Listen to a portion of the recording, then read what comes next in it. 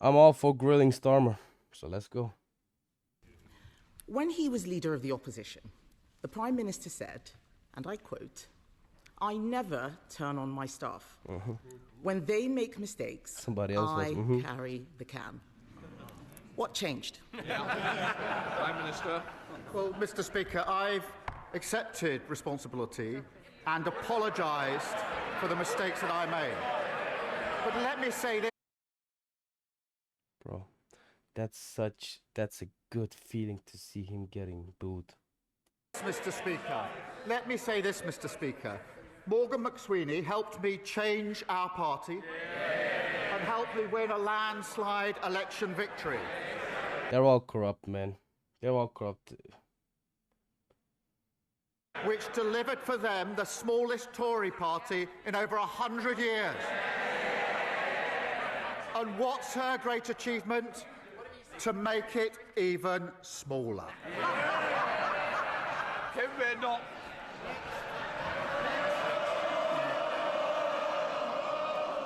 What is that? Feels like a boxing fight between politicians with words.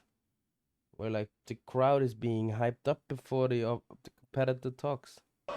The whips have done a great job today. This is like the 37th. Oh, he said, yeah, exactly. Done a great job today getting them cheering. We all know that they've been sick for the last week. Because let's remember, Mr. Speaker, just last week, he told us that he had full confidence in his Chief of Staff, Morgan McSweeney. On Sunday, he sacked Morgan McSweeney. Yeah, just watch what he does to London and what he did. Like, look what UK has become. Yeah, I'm completely aware it's not just Starmer's individual fault. I'm aware of that. But the degeneracy that's going on in these countries, and they're feeding into it. They're feeding into it. And that is the worst thing that can happen. I mean, come on. Last week, he resigned. Yes. Last week, Mr. Speaker, he was defending the cabinet secretary. Now he is sacking him. What changed? Prime Minister. Mr. Speaker, in January, she said she had full confidence, 100% confidence, she said, be no more defections from her party. 48 hours later, the shadow foreign minister defected. 8 days after that, the former Home Secretary defected. The only question now is, who's next? She needs to wake up. Her party is dying. Maybe her party is dying, but under you, man, the country is dying. And that's way worse. I've never heard of that African woman. I've never.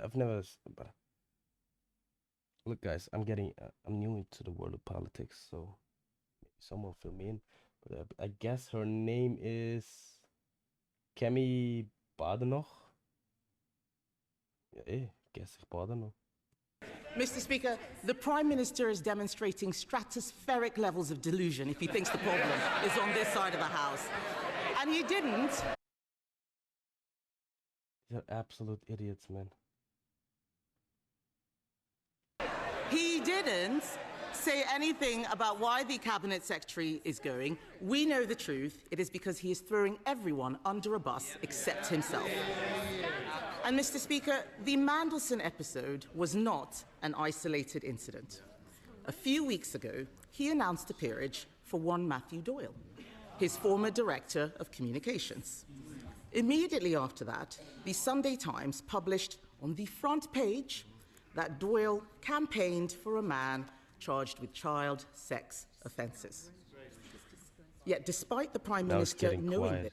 Now it's getting quiet. People are getting quiet. See that topic?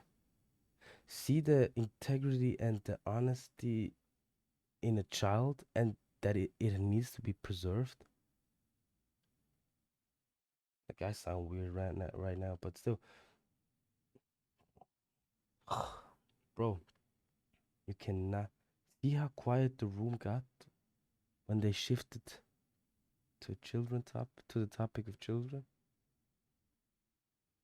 God damn. Child front page. Immediately after that, Doyle, his former director All of of them, communications. yeah. Immediately after that, the Sunday Times published on the front page that Doyle campaigned for a man charged with child sex offences. Yet, despite the Prime Minister knowing this, he gave Doyle a job for life in the House of Lords anyway. Oof. That's so disgusting. How can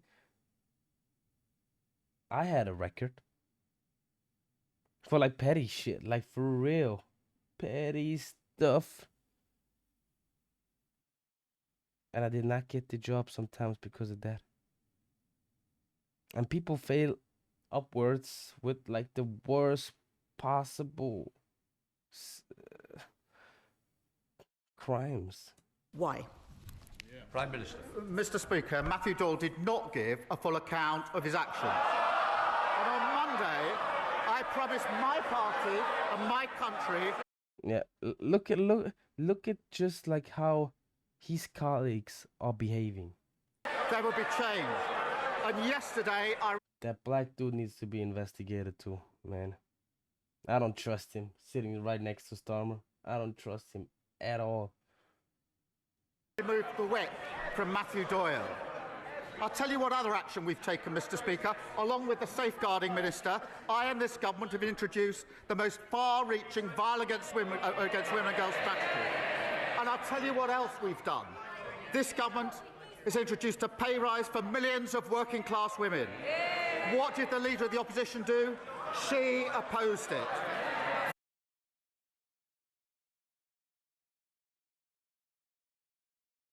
This government's introducing greater protection for women at work. What did the Leader of the Opposition do? She opposed it. And I'll tell you what else she opposes. This government removing the disgusting rape clause that they put in place. Mr. Speaker, the Prime Minister pretends not to know about Matthew Doyle. It was on the front page of the Sunday Times. He cannot explain why he gave this man a peerage, and I think they should be wondering why they're still cheering for him after that. And the Prime Minister, sometimes likes to claim, as he just did, that he cares about violence against women.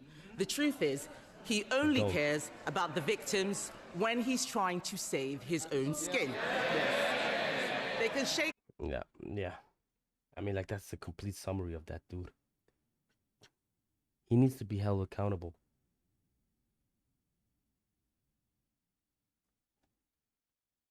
Their head. We saw it with grooming gangs. We saw it with Mandelson. And now we see it with Doyle. Isn't that what a former prosecutor would call an established pattern of behaviour? Mr. Speaker, I'm going to take no lectures from the Tories.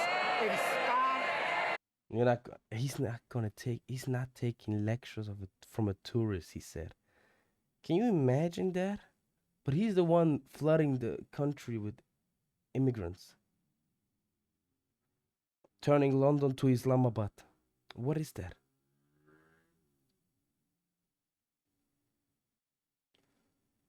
Head on a spike. Standards in public life.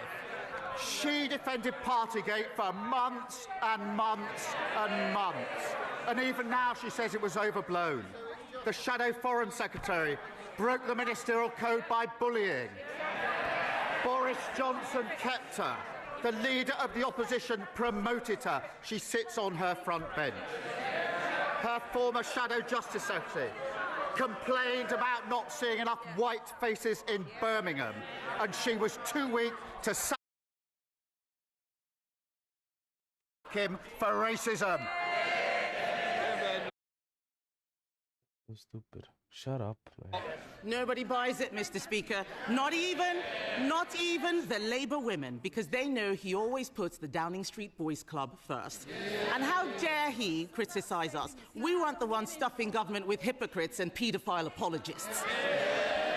He can't build a team, Mr. Speaker. He has no plan. He can't even run his own office, let alone the country. He is now dealing with a new scandal of appointing someone who campaigned for a man convicted of having indecent pictures of girls as young as 10.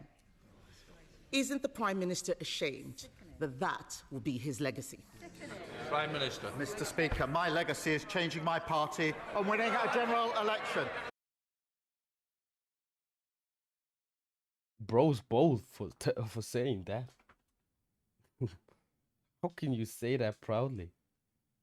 That's my legacy, and that will change my party. Oh boy. And I'll tell you this, I kicked my former leader out of my party. Her former leader, Liz Truss, broke the economy and has descended into bonkers conspiracy theories. I kicked her out of Parliament. She's too weak to kick her out of their party. Mr. Speaker, he hasn't apologised for appointing Matthew Doyle because he won't take responsibility. He never does, and they know it. The Prime Minister is... I mean, like, look at this. She's like poking at him with that question, and he always turns it down. If people turn down allegation, if people don't answer your questions in like discussion disputes, you're mostly in the right, man. If they cannot come up with and they hear your question, but they choose to ignore it and feed you their bullshit, which is absolute extreme level of nonsense. Now telling everyone that he's never lost a fight, it's because he won't step into the ring. He's never lost a fight. He's walked away from welfare reform. He won't stand up to the unions. He won't stand up to China. He can't even stand up to Mauritius. He's had, Mr. Speaker, he's had 3 cabinet secretaries, 4 chiefs of staff, 5 director of communications in just 18 months. And now he is mired in yet another scandal. Does he ever look in the mirror and ask himself, is the real problem staring him in the face? Mr. Speaker, I delivered a landslide victory for our government. Only 4 people have ever led the Labour Party to victory in a general election. I'm one of them.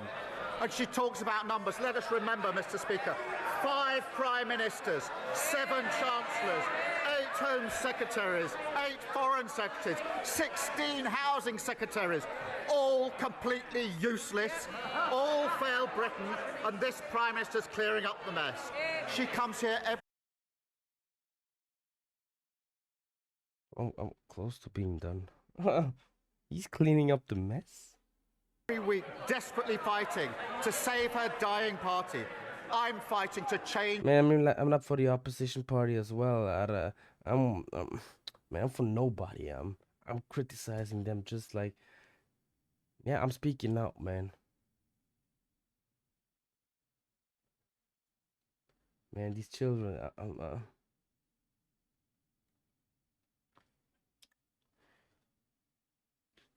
Looks like everyone connected to Jeffrey Epstein had like a high level of...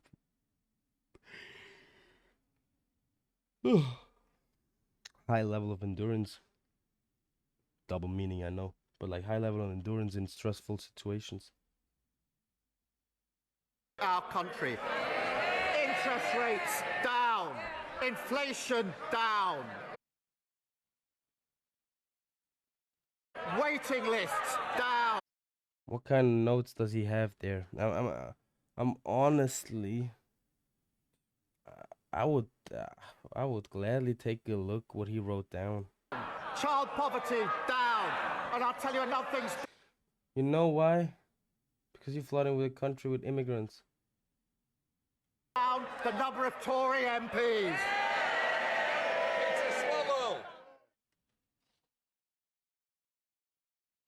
Fortunately, the title is a little bit...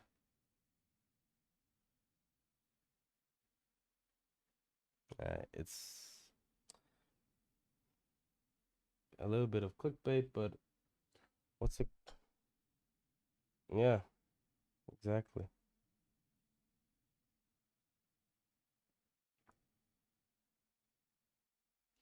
Yeah, For real. Exactly. People who do their who go on with their daily life, they are more worthy of an opinion than these people because they live in a like fake world. I don't know the exact expression. I'm sorry, guys. My thoughts just flatlined. Fuck. Yeah, an average Joe has probably a better sense of understanding how the world works because these people living in a in a in a in a in a gated existence. Like they don't work, they don't drive their own cars, they probably don't even go to grocery stores. So they don't even see what like some of these grocery stores became, right? What they turn into. So it's absolutely disgusting. So they don't live the normal life. They make decision over normal life people. That's not how it should work, honestly. The government works for us, for the people. That's how it should be, and that's how it's. But it's not, and I'm getting it's sick and disgusting.